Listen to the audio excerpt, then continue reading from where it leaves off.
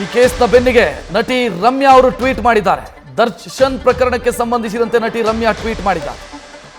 Karnataka box office tweet ಅನ್ನ retweet ಮಾಡಿದ್ದಾರೆ ರಮ್ಯಾ.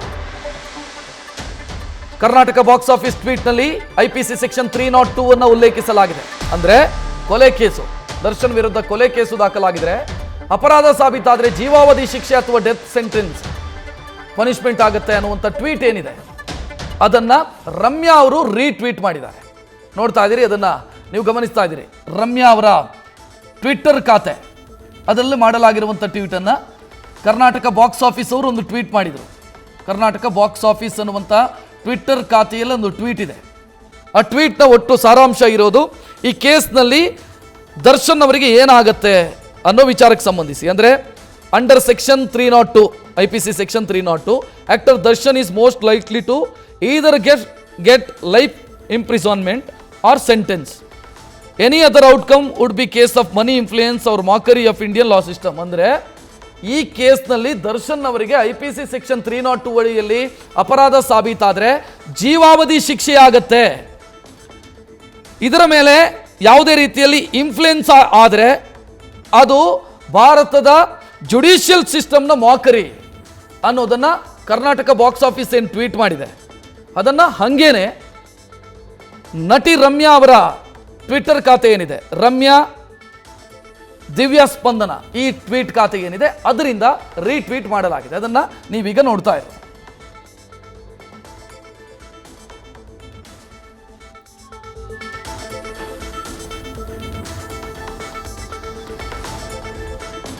ಈ ಬಗ್ಗೆ ಹೆಚ್ಚಿನ ಡೀಟೇಲ್ ನೀಡೋದಕ್ಕೆ ನಮ್ಮ ಪ್ರತಿನಿಧಿ ಅಂಕಿತಾ ನೇರ ಸಂಪರ್ಕದಲ್ಲಿ. ಅಂಕಿತಾ, ಟ್ವೀಟ್ ಅನ್ನು ಗಮನಿಸ್ತಾ ಇದ್ದೀವಿ. ಸೊ ರಮ್ಯಾ ಅವರಿಗೆ ಇರುವಂಥ ಅನುಮಾನ ಹಂಗಿದ್ರೆ, ಅಂದರೆ ಬಾಕ್ಸ್ ಆಫೀಸ್ ಅವರು ಮಾಡಿರುವಂಥ ಟ್ವೀಟನ್ನು ಅವರು ಹಂಗೆ ಶೇರ್ ಮಾಡಿರೋದ್ರಿಂದ ಆ ಟ್ವೀಟ್ಗೆ ಇವರ ಸಹಮತ ಇದೆ ಅಂತ ನಾವು ಭಾವಿಸಬೇಕಾಗತ್ತೆ. ಹಂಗಿದ್ರೆ ರಮ್ಯಾ ಅವರಿಗಿರುವಂಥ ಅನುಮಾನ ಏನು? ಈ ಕೇಸ್ನಲ್ಲಿ ಇನ್ವಾಲ್ವ್ಮೆಂಟ್ ಆಗತ್ತೆ ಪೊಲೀಸರ ಮೇಲೆ ಅಂತ ಅನುಮಾನನ?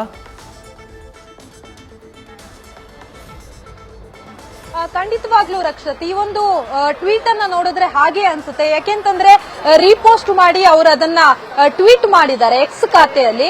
ಹಾಗಾಗಿ ಯಾವ ರೀತಿಯ ಅನುಮಾನವನ್ನ ಅವರು ವ್ಯಕ್ತಪಡಿಸಿದ್ದಾರೆ ಅನ್ನೋದ್ರ ಬಗ್ಗೆ ಎಕ್ಸಾಕ್ಟ್ ಹೇಳೋದಕ್ಕಾಗಲ್ಲ. ಆದ್ರೆ ಪೊಲೀಸರು ಈಗಾಗಲೇ ಯಾವ ರೀತಿಯಾಗಿ ತನಿಖೆಯನ್ನ ಮಾಡಬೇಕು ಆ ರೀತಿಯಲ್ಲಿ ತನಿಖೆಯನ್ನ ಮಾಡ್ತಾ ಇದ್ದಾರೆ.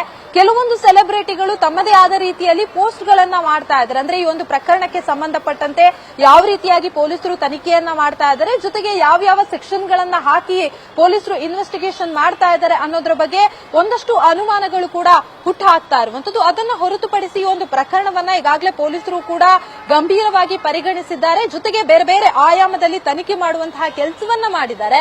ಪ್ರಕರಣದಲ್ಲಿ ಯಾರ್ಯಾರು ಇನ್ವಾಲ್ವ್ ಆಗಿದ್ದಾರೆ ಅವರೆಲ್ಲರನ್ನ ಕೂಡ ಈಗಾಗಲೇ ವಶಕ್ಕೆ ಪಡೆದುಕೊಂಡು ಅವರ ಪಾತ್ರ ಏನು ಅನ್ನೋದ್ರ ಬಗ್ಗೆ ಸಂಪೂರ್ಣವಾದ ಮಾಹಿತಿಯನ್ನ ಪಡ್ಕೊಳ್ಳುವಂತಹ ಕೆಲಸವನ್ನ ಮಾಡ್ತಾ ಇದ್ದಾರೆ.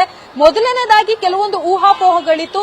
ಅಷ್ಟಕ್ಕೂ ಯಾರಿಗೆ ಮೆಸೇಜ್ ಮಾಡಿದ್ರು ಅನ್ನೋದೇ ಸ್ಟಾರ್ಟಿಂಗ್ ಒಂದು ಕನ್ಫ್ಯೂಷನ್ ಕ್ರಿಯೇಟ್ ಆಗಿತ್ತು. ಅದಾದ ಬಳಿಕ ಎಲ್ಲವೂ ಕೂಡ ಸಿಗ್ತಾ ಹೋಯ್ತು. ಅಂದ್ರೆ ಈ ಒಂದು ಘಟನೆಗೆ ಸಂಬಂಧಪಟ್ಟಂತೆ ಪ್ರಮುಖ ಮಾಹಿತಿಗಳು ಸಿಗ್ತಾ ಹೋಗ್ತು. ಆದ್ರೆ ಈ ಒಂದು ಕೇಸ್ನಲ್ಲಿ ಪೊಲೀಸರು ಅಂದ್ರೆ FIR ಅನ್ನ ದಾಖಲು ಮಾಡುವಾಗಲೇ ಕೊಲೆ ಪ್ರಕರಣದಡಿ ಒಂದು ಸೆಕ್ಷನ್ ಅನ್ನ ಕೂಡ ಹಾಕಿರುವಂತದ್ದು. ಆ ನಿಟ್ಟಿನಲ್ಲಿ ಪ್ರಕರಣಕ್ಕೆ ಸಂಬಂಧಪಟ್ಟಂತೆ ಎಲ್ಲಾ ಎವಿಡೆನ್ಸ್ ಗಳನ್ನ ಕೂಡ ಕಲೆ ಹಾಕುವಂತಹ ಕೆಲಸವನ್ನ ಪೊಲೀಸರು ಮಾಡಿದ್ದಾರೆ. ನಿನ್ನೆ ಅಷ್ಟೇ ಏನೋ ಗಿರಿನಗರದಿಂದ 3 ಜನ ಯುವಕರು ಪೊಲೀಸರಿಗೆ ಶರಣಾಗಿದ್ರು. ಆ ಸಂದರ್ಭದಲ್ಲಿ ಒಂದಷ್ಟು ಮಾಹಿತಿಯನ್ನ ಕಲೆ ಹಾಕುವಂತಹ ಕೆಲಸವನ್ನ ಮಾಡಿದ್ರು. ಅಂದ್ರೆ ಪೊಲೀಸರ ದಿಕ್ಕು ತಪ್ಪಿಸೋದಕ್ಕೆ ಅವರು ಹೇಳಿರುವಂತಹ ಕೆಲವೊಂದು ವಿಚಾರಗಳಾಗಿರ್ಬೋದು, ಅಥವಾ ರೇಣುಕಾ ಸ್ವಾಮಿಯ ಜೊತೆ ನಮ್ಗೆ ಹಣದ ವಿಚಾರಕ್ಕೆ ಸಂಬಂಧಪಟ್ಟಂತೆ ಒಂದಷ್ಟು ಗಲಾಟೆ ಆಗಿತ್ತು ಅಂತ ಹೇಳಿ ಅವರು ಮೆನ್ಷನ್ ಮಾಡಿದ್ರು ಅಂತ ಹೇಳಲಾಗ್ತಾ ಇದೆ. ಆ ವಿಚಾರಕ್ಕೆ ಸಂಬಂಧಪಟ್ಟಂತೆಯೂ ಮಾಹಿತಿಯನ್ನ ಕಲೆ ಹಾಕುವಂತಹ ಕೆಲಸವನ್ನ ಮಾಡ್ತಾ ಇದ್ರೆ. ಆದ್ರೆ ಈ ಒಂದು ಪ್ರಕರಣದಲ್ಲಿ ಖುದ್ದಾಗಿ ಪಶ್ಚಿಮ ವಿಭಾಗದ DCPA ಈ ಬಗ್ಗೆ ಮಾಹಿತಿಯನ್ನು ಪಡ್ಕೊಳ್ಳುವಂತಹ ಕೆಲಸವನ್ನ ಮಾಡಿದ್ರು. ಜೊತೆಗೆ ನಟ ಚಾಲೆಂಜಿಂಗ್ ಸ್ಟಾರ್ ದರ್ಶನ್ ಏನಿದ್ದಾರೆ ಅವರನ್ನ ವಶಕ್ಕೆ ಪಡೆಯುವಂತಹ ಸಂದರ್ಭದಲ್ಲೂ ಕೂಡ ಹಿರಿಯ ಅಧಿಕಾರಿಗಳೇ ಹೋಗಿ ಆ ಒಂದು ಕೇಸನ್ನ ಮಾಡಿರುವಂತದ್ದು. ಆ ನಿಟ್ಟಿನಲ್ಲಿ ಈ ಒಂದು ಕೇಸ್ನಲ್ಲಿ ಯಾವ್ಯಾವ ಎವಿಡೆನ್ಸ್ ಗಳು ಬೇಕು, ಜೊತೆಗೆ ಆರೋಪಿಗಳ ಇನ್ವಾಲ್ವ್ಮೆಂಟ್ ಯಾವ್ಯಾವ ರೀತಿಯಾಗಿತ್ತು ಅನ್ನೋದ್ರ ಬಗ್ಗೆ ಈಗಾಗಲೇ ಎಲ್ಲಾ ರೀತಿಯ ಮಾಹಿತಿಗಳನ್ನ ಪಡ್ಕೊಳ್ಳುವಂತಹ ಕೆಲಸವನ್ನ ಮಾಡ್ತಾ ಇದ್ರೆ. ಇನ್ನು ಈ ಪ್ರಕರಣದಲ್ಲಿ ಅಂದ್ರೆ FIR ಮಾಡಿದ ಬಳಿಕ ಈ ಒಂದು ಪ್ರಕರಣದಲ್ಲಿರುವಂತಹ 10 ಜನ ಆರೋಪಿಗಳನ್ನ ಯಾವ್ಯಾವ ಆರೋಪಿಗಳನ್ನಾಗಿ ಅಂದ್ರೆ A1, A2, A3 ಹೀಗೆ ಯಾರ್ಯಾರನ್ನ ಯಾವ್ಯಾವ ಆರೋಪಿಯನ್ನಾಗಿ ಪರಿಗಣಿಸ್ತಾರೆ ಪೊಲೀಸರು ಅನ್ನೋದನ್ನ ಕೂಡ ಕಾದ್ ನೋಡ್ಬೇಕಾಗತ್ತೆ. ರಕ್ಷತ್, ಥ್ಯಾಂಕ್ ಯು ಅಂಕಿತಾ ಮಾಹಿತಿಗೆ. ನ್ಯೂಸ್ ಫಸ್ಟ್ ನಿರ್ಭೀತಿಯಿಂದ ನಿಮ್ಮ ಪರವಾಗಿ.